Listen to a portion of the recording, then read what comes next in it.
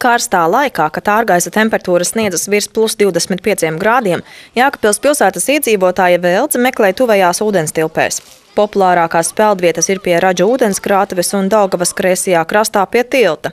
Valsts ugunsdzēsības un glābšanas dienesta Zemgales reģiona Jēkabpils nodaļas komandieris Miervaldis Tomiņš teica, ka šogad glābējiem maz nācies strādāt negadījumos, kuros ir slīkuši cilvēki.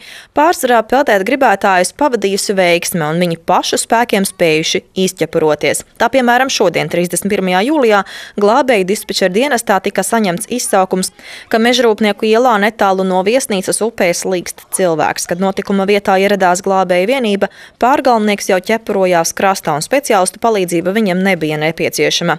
Atgādinām, ka pārtikas un veterinārā dienesta veiktās pārbaudes liecina, Daugavā peldūdens kvalitāte neatbilst noteiktajiem normatīvajiem rādītājiem. Tur ir konstatēts enterokoku pieļaujamās normas pārsniegums. Tādēļ upē peldēties nav ieteicams. Lielākais peldēt gribētāju pieplūdums Jēkabpils pilsētā ir pie Raģu ūdenskrātuves. Tādēļ tur izveidota pašvaldības apmaksāta glābēju komanda, kas uzrauga kārtību pludmalē un vajadzības gadījumā palīdz kādam pārgalvniekam vai neprašam.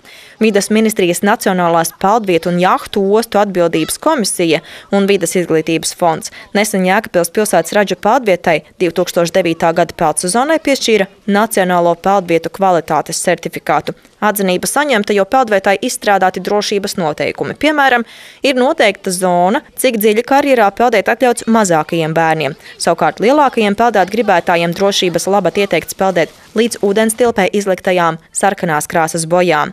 Pārtikas un veterinārā dienesta Nacionālā diagnostikas centra Latgales reģionālās laboratorijas Daugavpils filiāles peldūdens monitoringa rezultāti liecina, ka šeit peldūdens kvalitāte atbilst noteiktajām prasībām, tādēļ šeit peldēties ir atļauts.